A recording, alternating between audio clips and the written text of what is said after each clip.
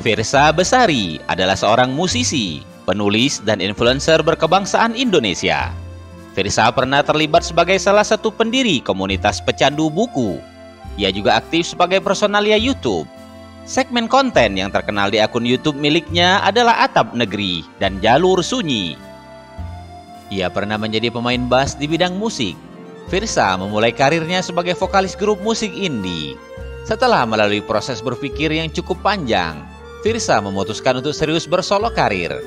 Pada tahun 2012, Firsa merilis album 1111 yang pada tahun 2018 ia alih wahanakan ke dalam bentuk buku.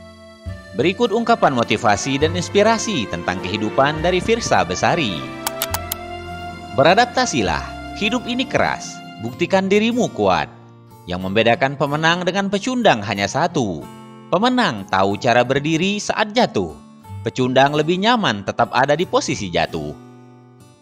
Hidup adalah serangkaian kebetulan. Kebetulan adalah takdir yang menyamar. Kalau saja aku tahu waktu itu adalah kali terakhir aku melihatmu, aku akan mengucapkan hal yang lebih baik. Maka ikhlaskan saja kalau begitu.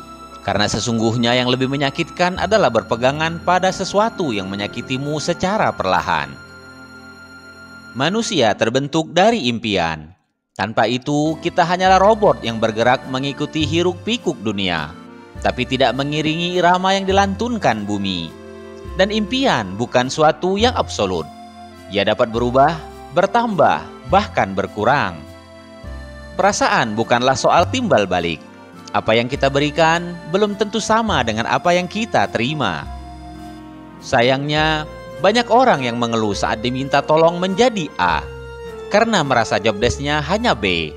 Padahal, bukankah saat kita dipercaya melakukan sesuatu lebih dari satu pekerjaan? Itu tandanya kita dianggap mampu. Bukankah itu menjadi nilai plus untuk diri kita sendiri? Siapa tahu, nilai plus ini memberi kita jenjang karir yang lebih cemerlang.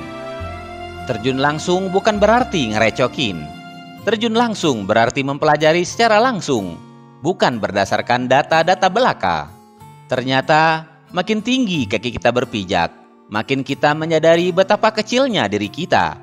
Gunung tercipta bukan agar kita bisa menaklukkan puncaknya. Gunung tercipta agar kita mampu menaklukkan ego kita sendiri. Jangan cuma lihat senangnya, coba rasakan sedihnya.